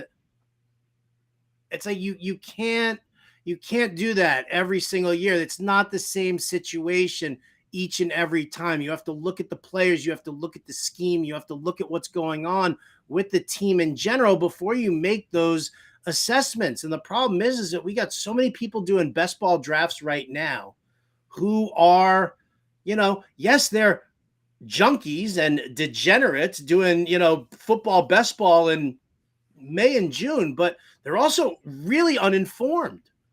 Like that's, again, I've hammered this point home over and over again. Ooh, I'm like knocking shit around in my office here. I'm like, He's serious, guys. I'm all He's worked really up right serious. now. I'm all worked up. No, but you know what I'm saying? Like all of a sudden, like people just like they get this one bit of information that they think they know, right? And then they take it and they run with it. And then all of a sudden, like the other people who don't know, like actually, like believe it because they just think that somebody's saying it, so it must be true. They got to put it out there. And I think that's one of the things why we're seeing Miles Sanders falling in drafts is that the people who don't understand what the scheme is and what the coaching staff wants to do with him, I think that's, the biggest problem. T-Man wants to know, where does Chuba Hubbard fit in? That's the main concern right there. Is Miles Sanders a true 3-down back? And to me, I can't look at Miles Sanders like that. I can't look at it that microscopically. If I believe in the guy and we know what he can do, how else can he help us where PPR applies, whether it's full or half? He's going to be catching some passes. And Britt, I saw that video as well.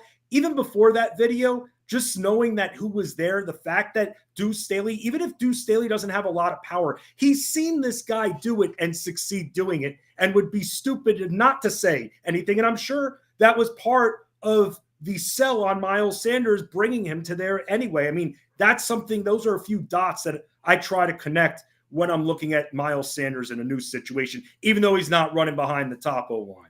Yeah. And the interesting thing also is that, again, people just assume that Miles Sanders isn't a 3-down back, and they just assume that Chuba Hubbard is going to take away a bunch of stuff.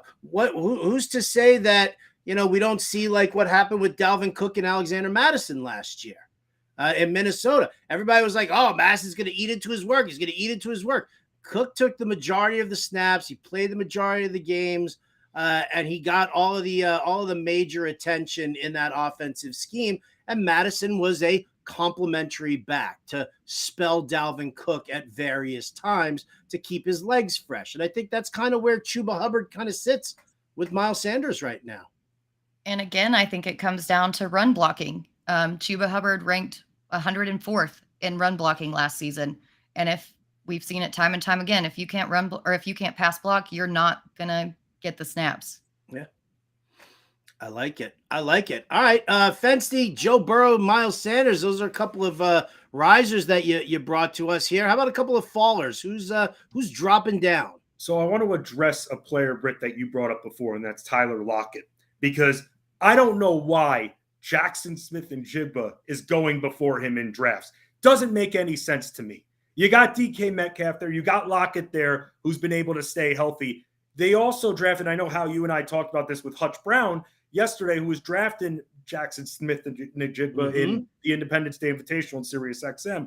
But also Zach Charbonnet is there. He's going to be catching passes as well. To me, and we'll talk about another player, same division soon enough, there's just too much going on. And I think for Dynasty, this guy's perfect. To the moon. See you in a couple of years. Britt, I agree with you. I think next year that Lockett, regarding everything, stays the same.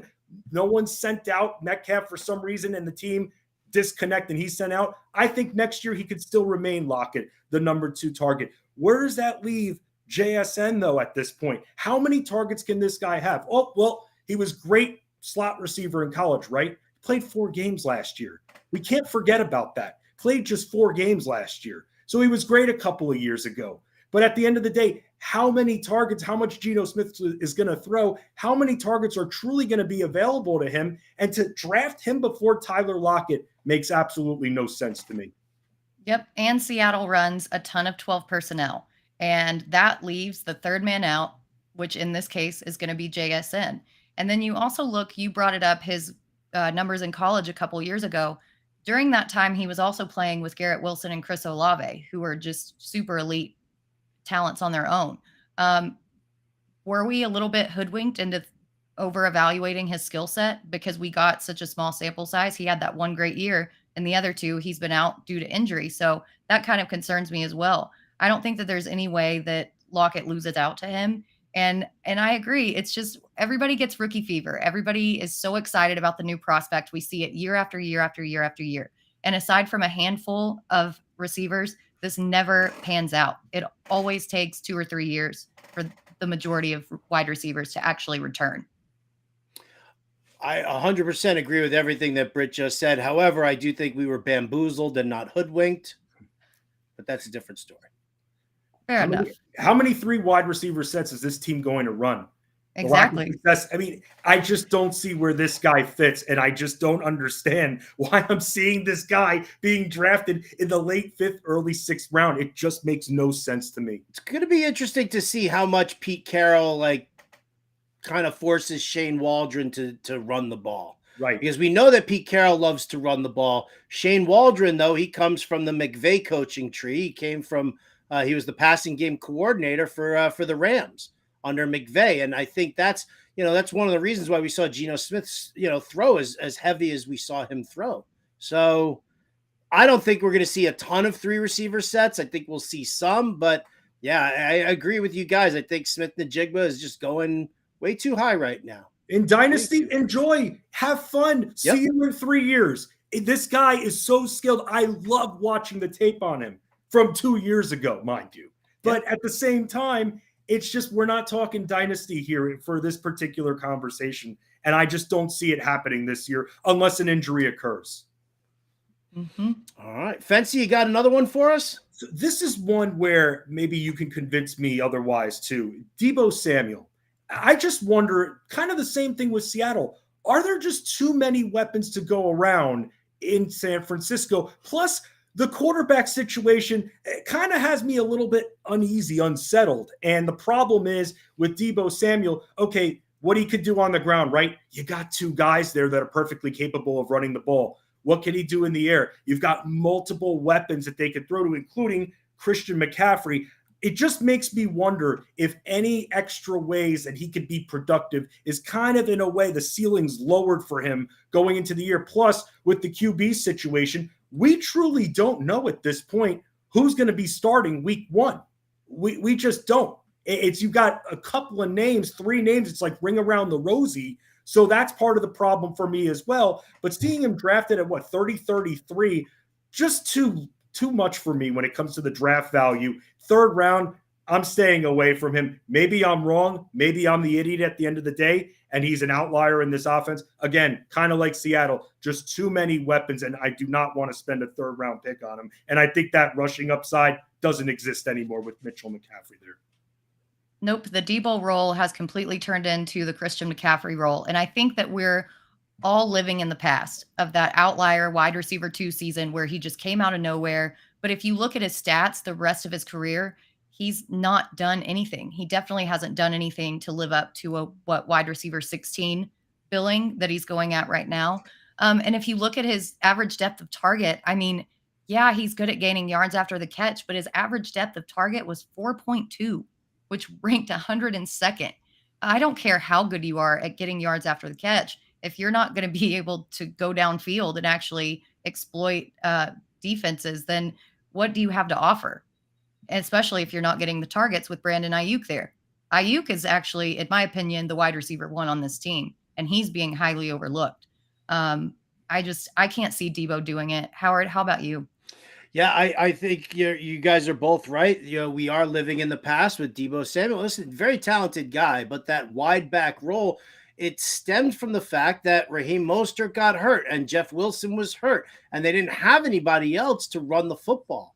So now that they've got McCaffrey in there, and they still have Jordan Mason, and you still have Tyrion Davis-Price, there's no reason to add that in. They said they'll splash it in here and there. They added some incentives into Deebo's contract, so in case they wanted to start doing more stuff like that. But yeah, I think we're all kind of on that same page as far as that goes. And with everybody's love for Ayuk, I might have to. So in the Scott Fishbowl draft, the live draft that I'm hosting this coming weekend, actually Saturday here in San Francisco, we have we're going to do an auction for an autographed Brandon Ayuk jersey. So nice. Well, just steam that up right now. What's that? Just steam that up right now. Let's get it. Drive up the price. Let's go. Fancy, thank you so much for joining us, man. We appreciate it. I know we kept you on here much longer than we were supposed to, but dude, we love hanging out with you. We love all the work that you do. And yeah, we're looking forward to plenty more ADP videos as they come out. When's the next one coming? It's going to be dropping on Friday. Ooh. So, yep, we're going to bring those out on Fridays. And look, it's again, there's no wrong way to construct your team, but be careful with everything you read out there. And like Britt was saying, you got to watch these rookies a little bit. And that's especially with JSN. I just, when I saw that at first, it just shocked me that he was going before Tyler Lockett. Doesn't make sense. Does not make sense. All right. Well, Fancy, again, thank you so much. Everybody follow him on Twitter at Fancy Sports. Watch all his videos. Read all his content. He's all over here at fantasyalarm.com, and he's filling in on a ton of shows. I think, Fancy, are you going right into the betting show with Dan Servidino after this? It'll be James Grande. So, you and Grande. Yeah, me and Grande. So coming off a decent night with the DFS MLB, which I know you'll be back with him afterwards because you host 25 shows in a 24-hour day. So, man, that's why when they say you retire, when you're saying retirement, that's a popcorn headline right there. I'd click that link and be like, what the? Yep, ain't happening. All right. Well, we're going to let Fensty go. We're going to address the talk about Elijah Moore in the chat. And when we come back, well, Britt Flynn's got a wide receiver ADP article out there right now. We're talking ADP tiers for the wide receiver position. Where does Elijah Moore land? We'll tell you right after this message from our friends over at RT Sports.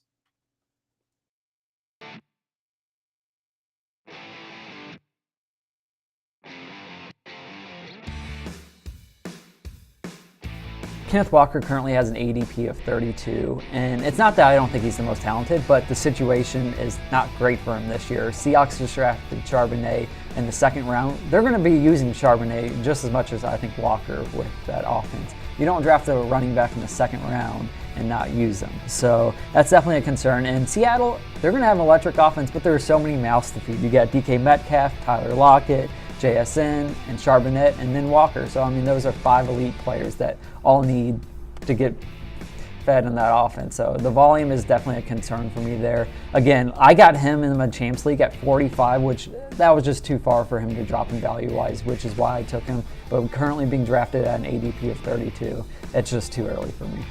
I agree with that. And sometimes players are better in different formats. And I think all those Absolutely. Seahawks, I feel better in a best ball format. Absolutely. Yeah, because you just don't know when those big games are going to hit. They're going to hit. You just don't know when they Yeah, if you're in a standard league, you want more of a safer play, and you don't want those boomer bust plays. All right, I'm gonna talk about another player that is on a new team as a bust, and I think it's going to be Aaron Rodgers with the New York Jets. I think a move to New York is going to be a positive for Rodgers, getting a chance to play with a little better talent around him offensively, especially at receiver, than he has the past few years with Green Bay. But you just can't ignore last year. Rodgers was just 13th overall in fantasy quarterback scoring. He had just 2 games all season with 20-plus fantasy points. That's a really low number. He threw for less than 3,700 yards, failed to reach 30 total touchdowns on the season, had just 1 3-touchdown game all season. I just don't think he's the same player as past years. I know he's going to have a chip on his shoulder, want to prove everybody wrong, but I just think with all the good QBs out there in fantasy land this year, I'm avoiding Rodgers. I just don't think he's worth the risk, in my opinion.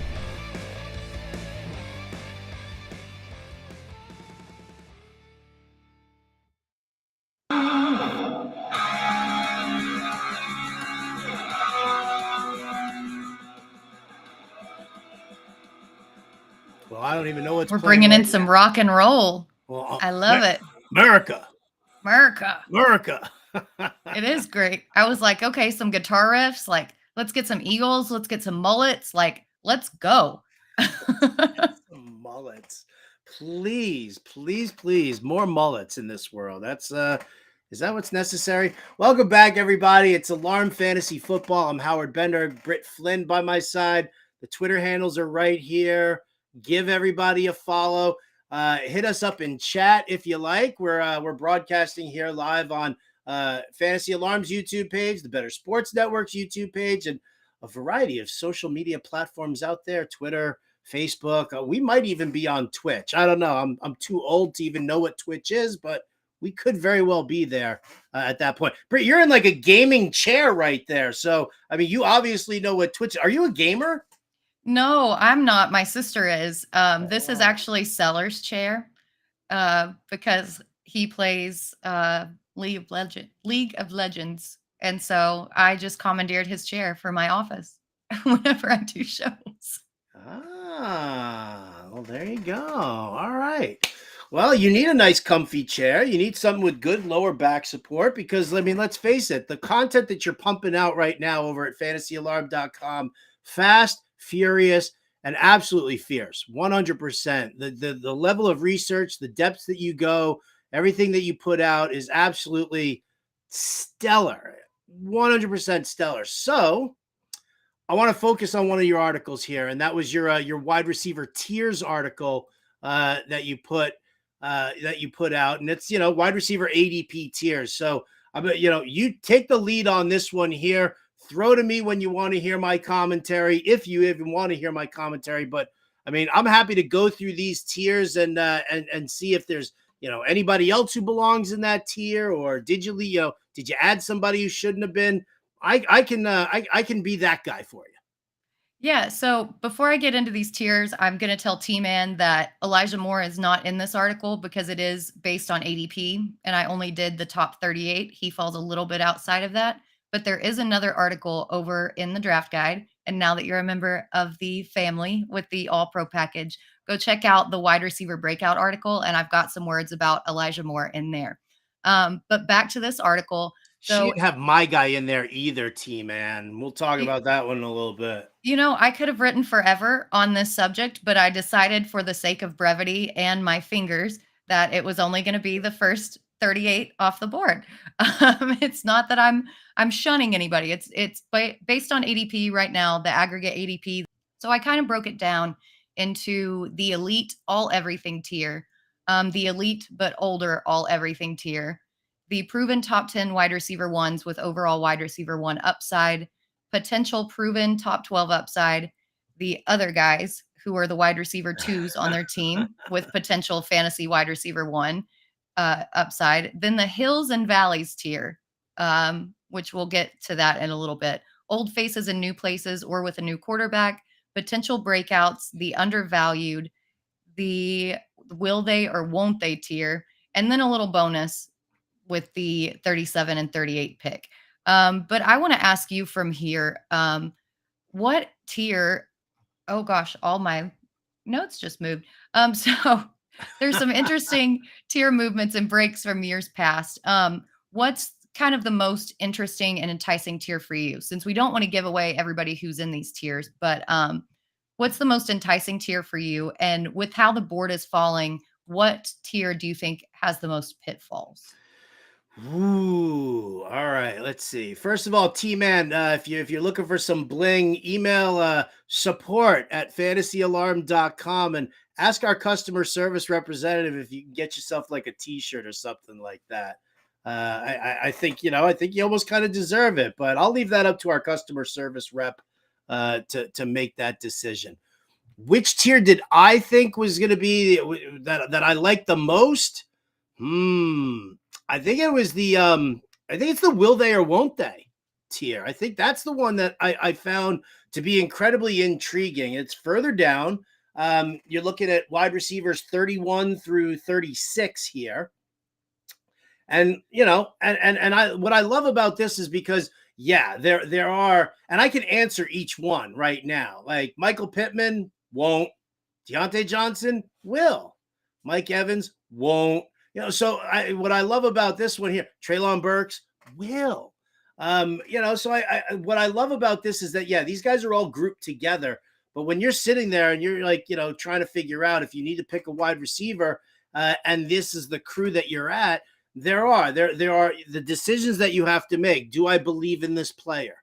Do I believe in the system in which they are in? And and when you're looking at a guy like Deontay Johnson or Treylon Burks, I mean, I'll easily take these guys at this ADP because I think that, again, I believe that they're both undervalued assets where they're going right now. I think that, if I'm looking at even just the undervalued tier, which is right above them, I might look to take these guys like in a very similar spot, depending on if I want to diversify my roster a little bit, like if I'm heavy on Christian Kirk and Tyler Lockett, if I'm going to bypass one of those guys, I'm going to grab me, maybe like a Deontay Johnson, who I think kind of, should be in this undervalued tier, a step up.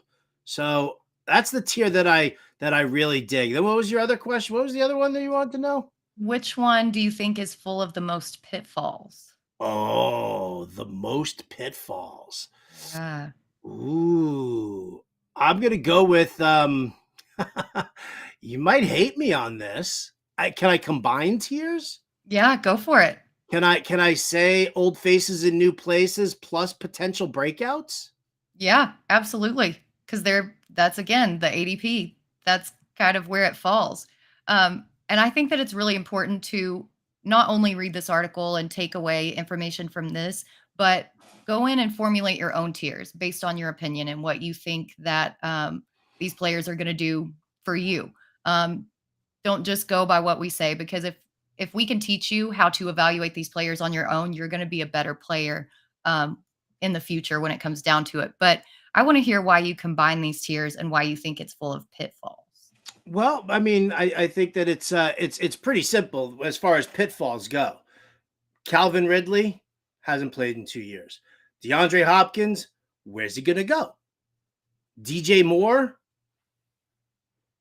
maybe with Justin Fields. We have to kind of wait and see. I think Terry McLaurin is, outstanding. I love him. And, I'm not going to say that he's QB proof, like we used to say about DeAndre Hopkins, but I love McLaurin. I think that he's just a super talented guy. And I think Sam Howell's going to be able to get him the ball. So I think, you're looking at a couple of pitfalls in there, but for the same token, the potential breakouts, I think both Drake London and Christian Watson could be pitfalls. You've already talked about Christian Watson, how much you think he's a pitfall here. Drake London, I love the talent, but it's going to be Desmond Ridder. It's going to be very interesting to see how this offense develops, not to mention the fact that in a scheme where that Arthur Smith just wants to run the ball like a maniac, like how many targets per game is Drake London kind of looking at there? So I feel like those two tiers, they have like one guy who I really, really love, and I'll probably take him if that's, where I'm at. But I think that they both have, a significant number of pitfalls. Yep. And that's why it's so important to know your tiers, because these guys are all going at very similar ADPs. And if you just draft by ADP, if one of these guys who is a pitfall is next on the board and you're like, well, he's next in ADP, he must be the next best, I'm going to take him, you're really going to harm your team. And that's why it's so important to split these players out into tiers as they're falling. I'm going to go into the one that I think has the most potential. Mm-hmm. And that's the undervalued tier for me, because in this tier, we've got a lot of veterans who didn't really have a changing situation, or who still have a lot of upside, like Chris Godwin, for one, is in this tier. Yes, he did have a change at quarterback, but he's still that slot guy. And we talked about it earlier. He's going to be the guy out of the slot who's going to take these passes, these short dump offs from Baker Mayfield. And even if the quarterback play kind of sucks, he's still going to get targets and he's going to be valuable in PPR. All of these guys in this tier finished as wide receiver 2s or better, aside from one person. And they're going in the late 20s, early 30s. So I really like this tier here. The one that worries me is the hills and valleys tier. We've got kind of some older guys in here, some guys like Deebo Samuel, DK Metcalf, some guys who have extra target competition going in there, and they seem to have more of a high risk than a ceiling at this value, going in the mid to late teens. And so I question their upside there. And I'm always going for upside, but that's why you use our dynamic tiers. And that's why you decide how you're going to construct your roster. If you're looking for someone safe with a floor, take that guy there. If you're looking for somebody with a big ceiling, like I am for the most part, take somebody there. And that's where you'll find all of these split up in our dynamic tier rankings over in the draft guide. Go to fantasyalarm.com/draft guide, and you can purchase it today for $26.99. And it's got all this information in it. And you've got more articles like these, like mine coming out tomorrow. Shameless self-promotion. But I'm going to ask you, if is there somebody in particular after listening to Fancy talk about the risers and fallers, if you think that there's somebody in this article who will switch tiers for better or worse as the ADP continues to change throughout the season? Who do I think is good? Well, I kind of feel like I gave you that answer already when I think that, to me, I think that we could see Deontay Johnson and Treylon Burks jump into the undervalued tier. And you know what? I'll tell you what, it's a good conversation here in the chat. Actually, right about that, T-Man says, why is everyone questioning the prospective production of Christian Watson, but Treylon Burks is touted with Tannehill and Willis at QB? What's the comparative difference? I'll let you answer that one first, and then I'll give my thoughts on it. But, I think it comes down to experience versus no experience. Yeah, I think that's a huge part of it. And also, it seems like Burks can play a more versatile role all over the field. He did it at Arkansas. He produced against a high level of competition. Christian Watson, on the other hand, just seems to be the deep outside guy, and he played at North Dakota State. It doesn't seem like he has a very developed route tree. And so that, in addition to the inexperience of Jordan Love, is why I'm questioning him, not just because I have a Treylon Burks ball behind me, and he's my favorite. Is that a Treylon Burks ball right behind you? Yeah, it's a signed Burks ball. Where is my Razorbacks hat, for crying out loud? I think you better bring me one at the expo. I'll tell you that. Well, the one that I ordered for you was too redneck for you, you said. So I canceled the order. I've got to find one that's just redneck enough, but not too redneck. For those who want to know, it had actually on the back of a hat here, if I turned it around, it had hair just coming down. And I was like, really? This hat comes with its own mullet. That's absolutely fantastic. Mullets are in style. Hey, they're back, baby. Hey, are they though? Are they? All the young kids are. Yeah. But I agree with everything that you're saying here. As far as, I think the route tree is something that I think gets overlooked a ton with what it's going on. You're also talking about the competition for targets. You've got Romeo Doubs there. You know that Jordan Love's going to try and lean on the tight ends a little bit more as well. And I think that's, whereas, Burks, we already know that Tannehill can throw the ball downfield. He's not the greatest quarterback in the world, but he's still a solid QB. And Malik Willis is only going to be there if Tannehill gets hurt again. Is Tannehill going to get hurt again? It may not even be him. It may be Levis. It could be Levis, who's got a gun also. And can find him downfield. I think it all really, I think it stems down to a lot of uncertainty about Jordan Love. I think that's kind of where it comes from. All right. So I said, I think Deontay Johnson and Treylon Burks can move up to the undervalued tier. What about you? Where do you think, who's a player? Cause you were organizing these tiers. And you've got the top 38 guys. So who out of this group here, who do you think jumps into a tier, or I guess drops the tier for that matter? Yeah, I think the old faces and new places, DeAndre Hopkins is included in that one. As soon as he signs somewhere, his ADP is going to skyrocket. I don't care where he lands. He's still one of the most dominant wide receivers in this entire league. We saw him produce with Colt McCoy and whoever the other backup was. Was it Blaine Gabbert last year after Colt McCoy? I can't even remember. But either way, might as well be. We still saw him produce with a third string quarterback. So it's not going to matter where he lands. This guy is a real big value right now, and he's going to jump as soon as he signs. But again, that's the benefit of a living draft guide. You're not stuck with just this information that I put out a couple weeks ago. We're going to change it. As soon as the ADP changes and as soon as he signs, we're going to update this. So you're going to have the most current information for your drafts.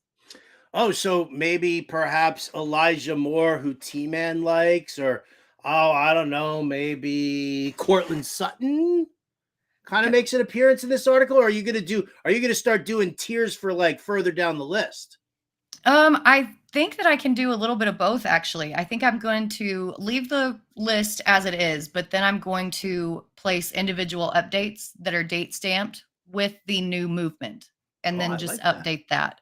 That way nothing's changed and nobody feels hoodwinked or bamboozled that like, oh, I read this first and now it's different. No, I want the original information to remain, but I'm just going to add little addendums to it.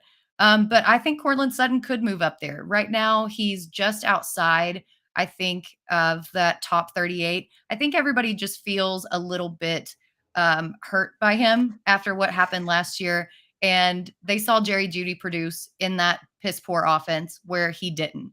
But they're not taking into account that Sean Payton and Joe Lombardi are there and are going to turn this offense around. I'm a little gun shy on him because I am one of the people who got burned on him last year. Mhm. But as we see more and more out of training camp and as we see what this offense is doing, I can definitely see him creeping up in there. He's only, let's see, 1, 2, 3, 4, 5, 6 spots out. And right behind him is Elijah Moore, T-Man. So, yeah, they could definitely make their way up there. So just keep your eyes peeled. What do we think about? Because and I'll say it, man. I love Cortland Sutton, and because Cortland Sutton's the X receiver in Denver, and the system that Sean Payton and Joe Lombardi install, it forces targets to the X receiver. Michael Thomas got that. Even when they had Jimmy Graham, Michael Thomas was still seeing the dominant share of targets. In that system. When Lombardi went to the Chargers, Mike Williams just kept getting forced targets when he was healthy. Forced targets over and over again. Yes, Justin Herbert still leaned a little bit on Keenan Allen because of the rapport that they had. But, I didn't see like Gerald Everett's target share jumping up to a point where it was, crazy. So it's the X receiver. And to me, that's Cortland Sutton in this Denver offense. So, that's why, I'm in on that. Thoughts on our good friend. Oh, here we go. T-Man says Tim Patrick could be the man in Denver this year. All right. You know what? Tim Patrick or Cortland Sutton? You tell me, Britt, who do you like more?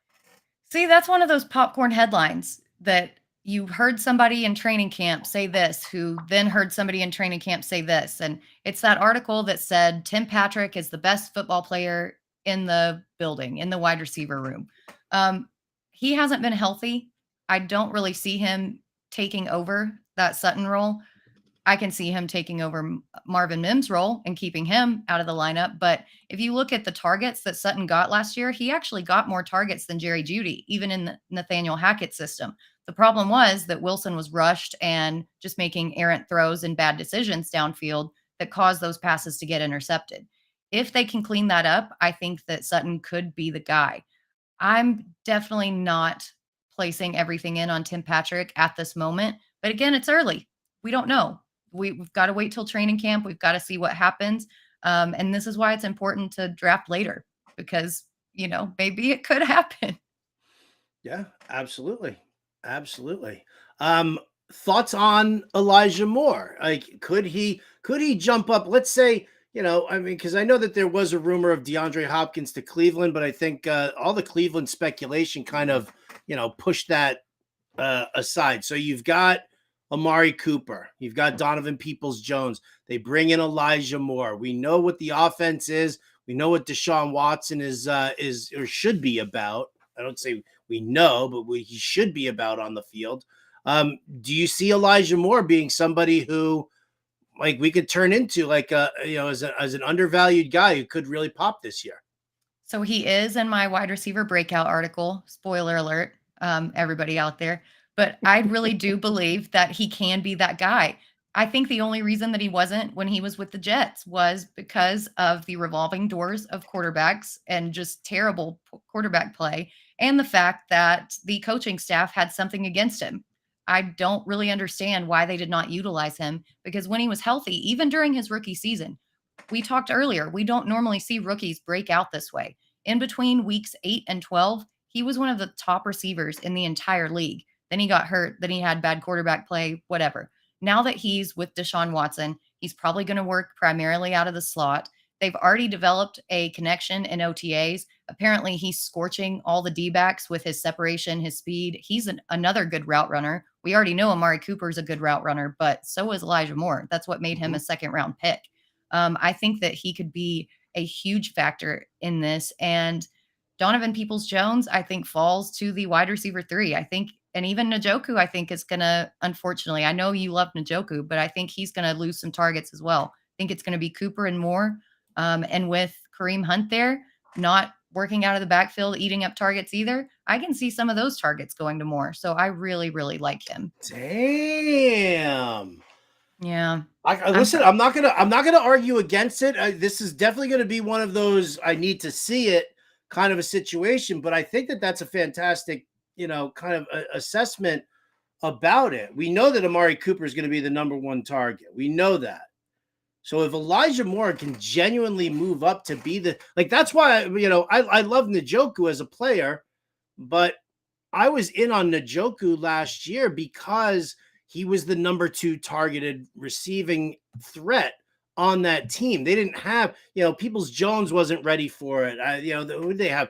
Rashad Higgins or, whatever nonsense they still had at wide receiver. So that's why I like Njoku. You guys have heard Coop and I talking tight ends on the regular basis, right? Chigakonkwo. Why do we love Chigakonkwo so much? Because Treylon Burks is the number 1 receiving target on that team. Okonkwo's number 2. Like, you're not going to tell me that, Nick Westbrook-Akine or any of these other lame duck wideouts that they have over there are going to see more targets than a guy who is, who has the athleticism and the route running ability and the hands that Okonkwo has. So that's why I was in on Njoku last year, because great hands, good solid route runner, was very relied upon as the number 2 target. But I like this whole Elijah Moore could be that number 2 in that offense because, listen, for where he's going ADP-wise, I love me a good wide receiver 2 like that. Absolutely. Yeah, and I think that's what they were looking for with David Bell last year, but he just didn't quite pan out. And now he was a slot receiver. They specifically made a trade for another slot receiver because Bell wasn't working out. They went out and actively got more. So I think that they really believe in what he can do, and he's already showing it. So what else we got going on in the chat? I'm seeing lots of fireworks and other situations. I've lost track of where we are in the chat. Right. I think Sellers is now talking Jerry Jeudy. T-Man's talking fireworks. Frankel and Sellers are now agreeing with each other. This could, worlds colliding, and I think everything, the fantasy football universe could implode right now. I think Sellers is also trying to get me to do more work. He said I need to do a late round wide receiver article for the draft guide as well. So thanks for that, honey. Yes, actually, Sellers, thank you for that. 100%. So, Britt, we're almost out of time here, but you've already you talked about what you've got coming out. What else do you have coming out? What should we be paying attention to from you this week? Yeah, we've got the training camp article coming out tomorrow early on. It's almost completely ready. Lots and lots of matchup battles. It's going to be a very long read, but very, very worth it and in depth. So I hope that you guys check it out. Absolutely. Check it out. We also have Coop and I will be on the Quick Outs podcast tomorrow. This show, we're going to run it straight through. It's going to be at 2:00 tomorrow, 2:00 on Thursday. We're back to 1:00 for another 2-hour episode on Friday as well. Britt's got lightning round as well on Thursday. We're all over the place. So stay here with Fantasy Alarm, Better Sports Network. For Britt Flynn, shout out to our producer, Ernie Acosta. I'm Howard Bender. This has been Fantasy Alarm's Alarm Fantasy Football on Better Sports Network. Catch you next time.